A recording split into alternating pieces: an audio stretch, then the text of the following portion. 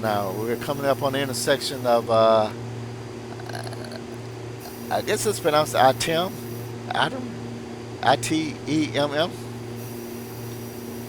So that's what that rocking was about.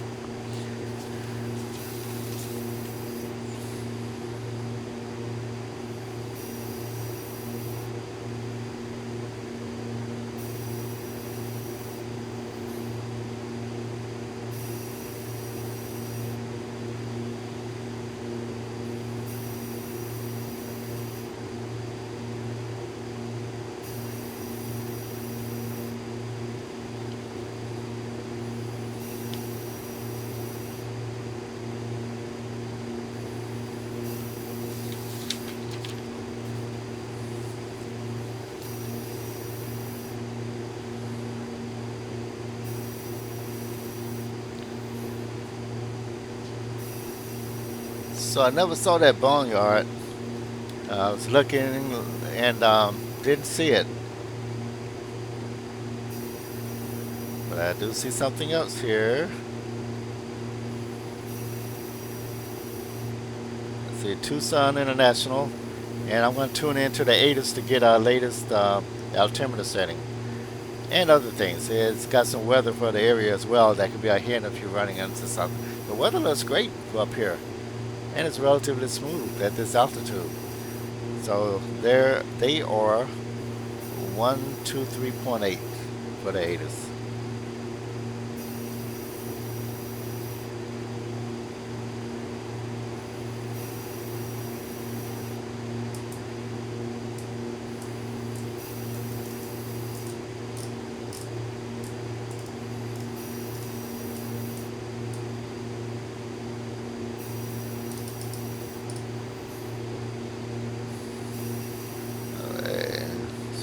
Over.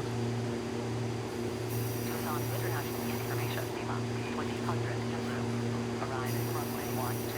Departing runway 12. Wind light and variable. Visibility 4 knots at miles. Sky clear. Temperature 30. Dew point 5 and 4. Altimeter 298. Advise initial contact to have information, Lima.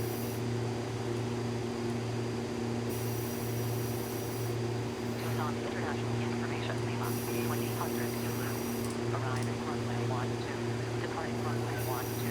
Wind light and variable. Visibility 4 knots at miles. Sky clear. Temperature 30.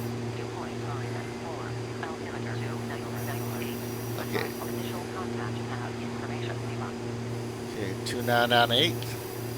And let's see what else they have in that ATIS. Tucson International Information, Lima, 2000 Zulu. Arrive at runway 12. Departing runway 12. Wind light and variable. Visibility 4 knots at miles. Sky clear. Temperature 30. Dew point 5 and 4. Altimeter 298. Alright, so they're calling it sky clear. And they go by over the airport. And what we're seeing is miles away. And we're miles away. So that's pretty accurate.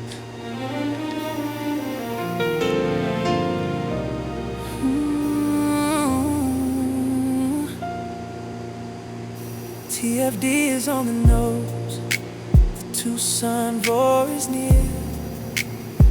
The letters stand for 3 great places. That's why they put them here.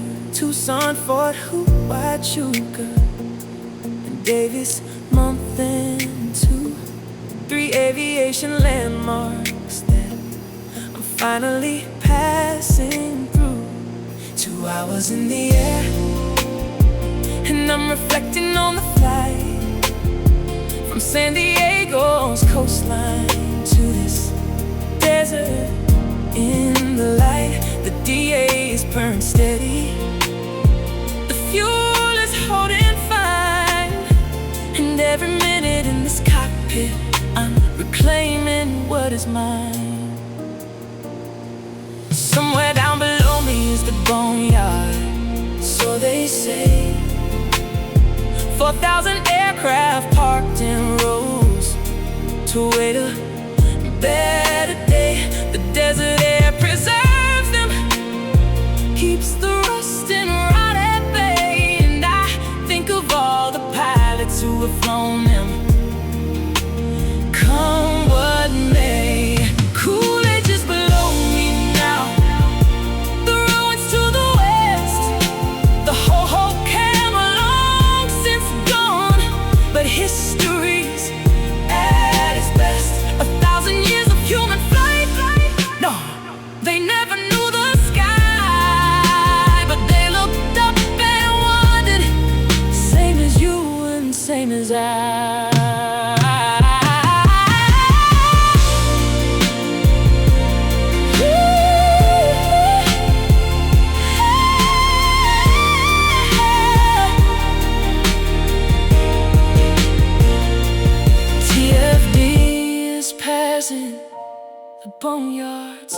out of sight.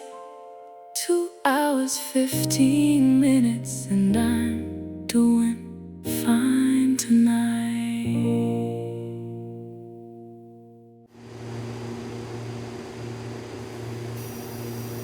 Yeah, just off on the right. Let me see if I can get a closer picture.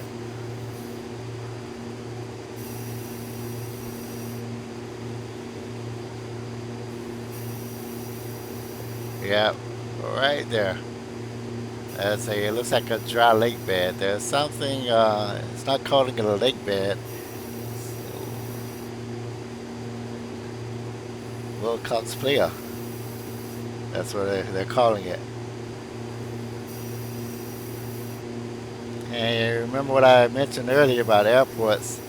So there's airports all around there. There is to the left of that, so like right above where the buttons are here, somewhere there is an airport, kind of in that area. It's a non-tower airport, as with a lot of airports here, because they just don't get enough traffic to justify putting a tower and controller there. But that's the Cochise County, I guess it's pronounced. Someone correct me if I'm wrong. Cochise County Airport.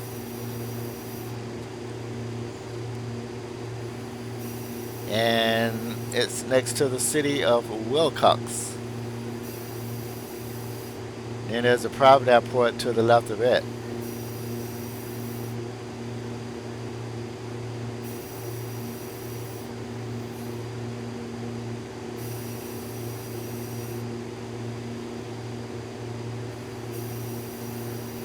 Some pumping stations along the way.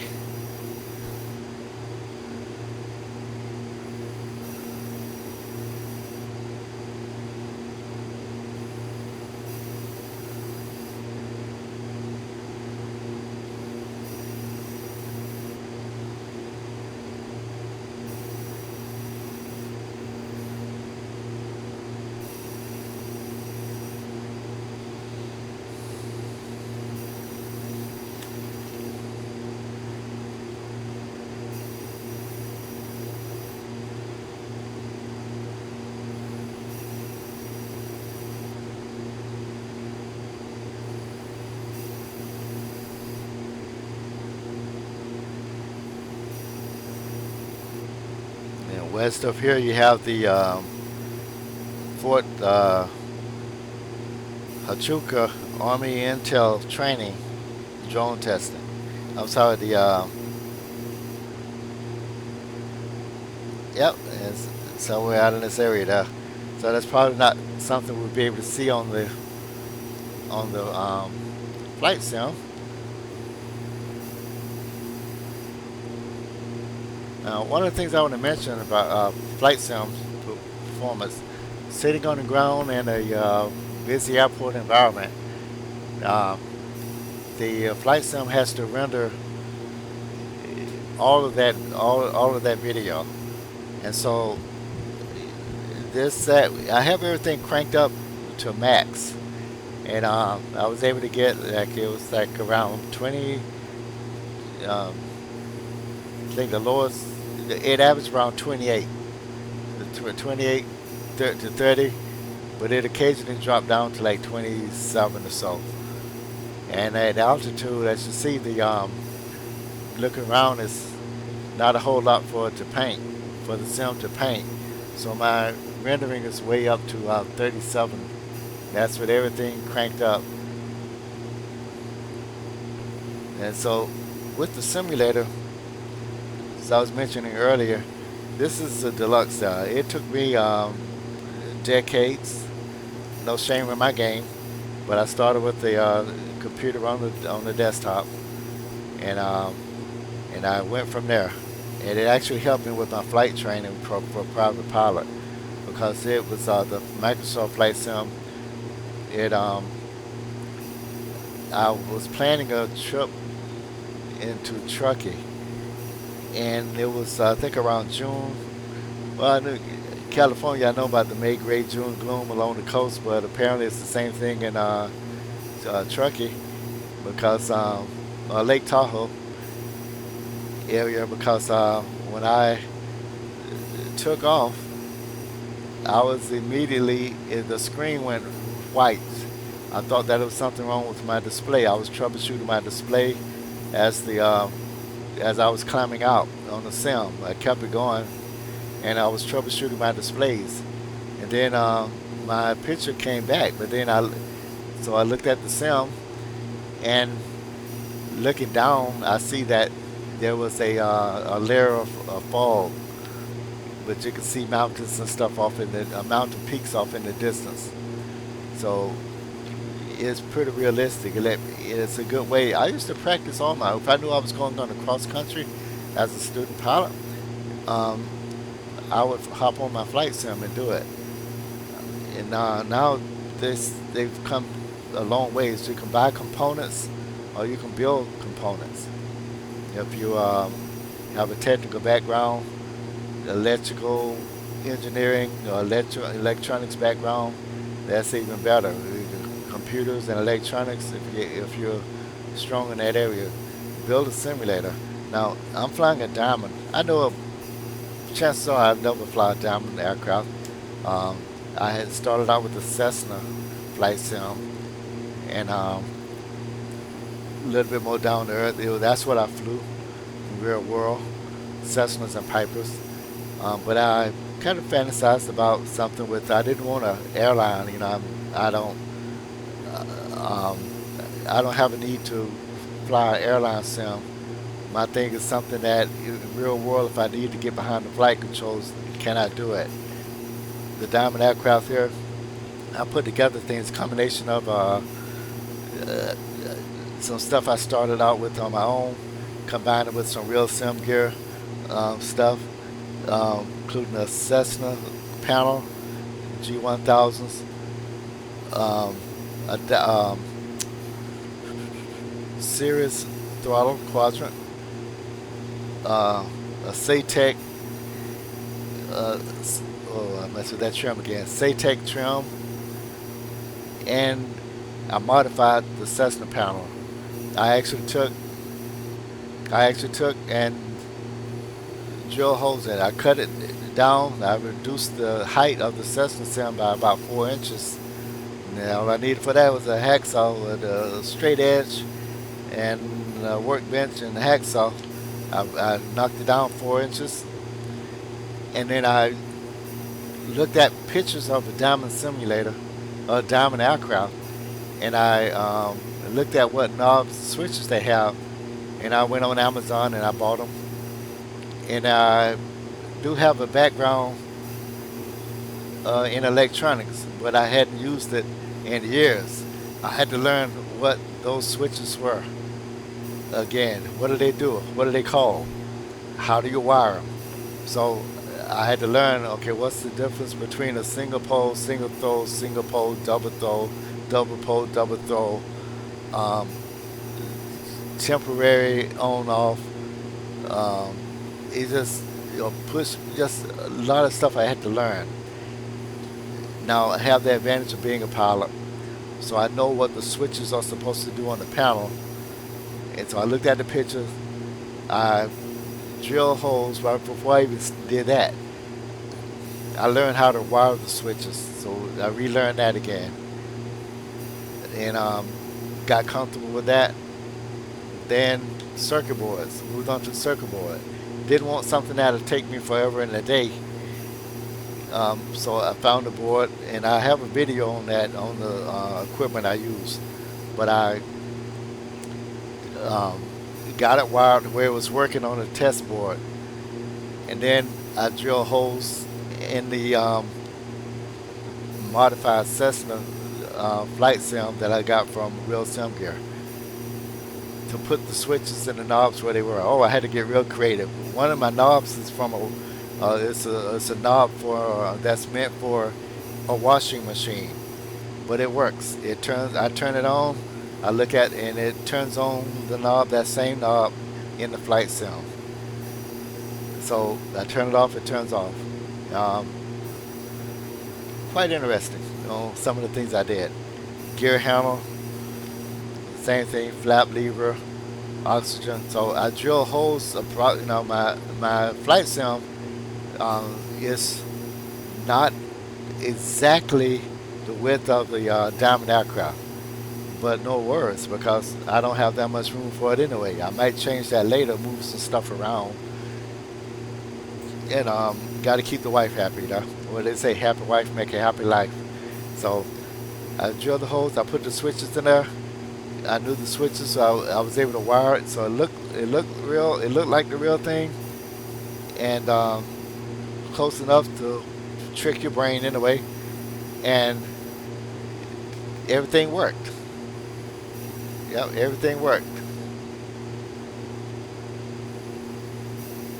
I tapped my pad accidentally, and my display went away, but it's back. So that's where I'm there. So, and this is over a period of time. You know, as I said, I learned the stuff and got it. So don't break the bank trying to keep up with the Joneses. I'm not a Jones. I didn't try to keep up with the Jones. I just got something that is modified. You know, it's modified in a way that I can't do just on the fly changes. This is something that I'm flying each time I start up the sim. I custom built my computer using my computer skills, so I saved a lot of money there not having to buy one. I bought it one component at a time. I looked at what was needed for X-Plane, the latest X-Plane 12. I looked at the system requirements and then the recommendations, and then I bumped it up a notch from the recommendation. I got my CPU, I got my motherboard separate, got my RAM, memory chips, solid state hard drives. This got spread out over a period of months. I could have did it sooner, but why? Because the key there is while you're upgrading your simulator, enjoy it. So I was able to enjoy my other one, my X-Plane 11 with Windows 10. Windows 10, Microsoft announced, okay, we're not going to support that anymore. Not going to be supporting. You're not going to get updates on it. And so I started planning the update. So I switched over, and I found a way to revitalize my old hardware that I had. That whatever I didn't use in the new one. So yeah, it's just something to think about.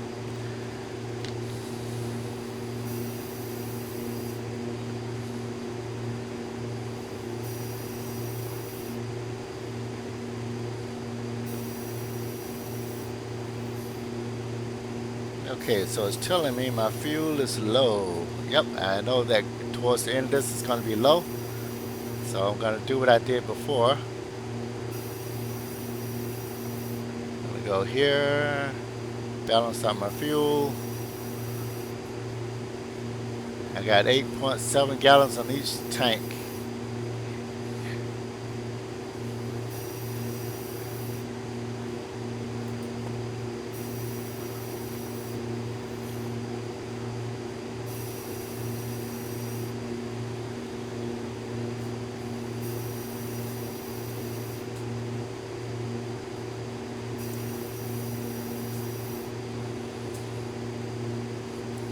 Yeah, this plane has a range. This Diamond has like a 700 something mile range, and we're going 480 something miles. So we're doing good. We should have no problem with the fuel. Now you can get fancier. You can actually calculate your fuel along the way, and like I said, these are pretty accurate. A long time ago, what I used to do is actually I would actually calculate, do everything the exact same way, and that's the way of doing it. It's really, if you're actively flying, I'm not actively flying now, so I cut out some of those. But should I start flying again, real world, then I'll resume doing those things.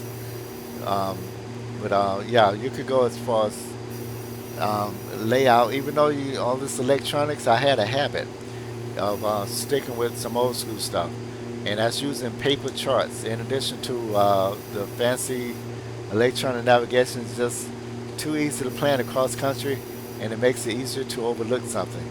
So I remain initially doing flight sims. I remain in the habit of unfolding that chart out on the table, drawing a line from point A to point B,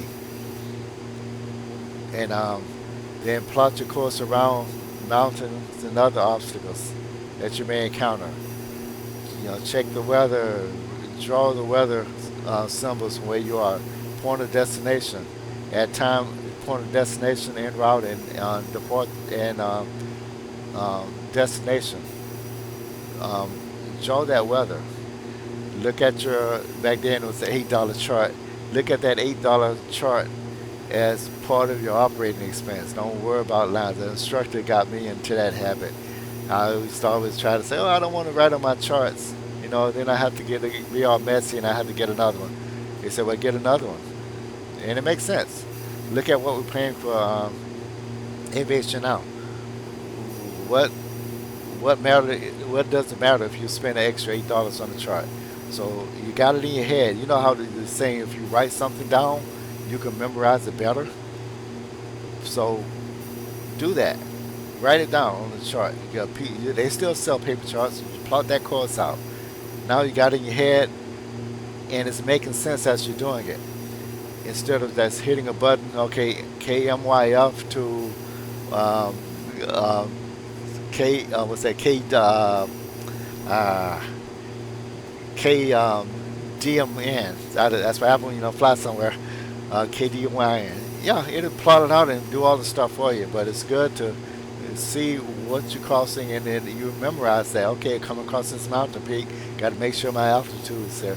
Oh, altitude. Speaking of, I fly a VFR flight with the same minimums as the instrument, because you're not going to run into anything, and if you end up going down in the boonies like you see around here, these are the boonies. Yep, these are the boonies. Mountains, mountains, mountains, mountains, mountains. Oh, what's that? Some form of civilization. And mountains, mountains, terrain. Yeah, so if you do that,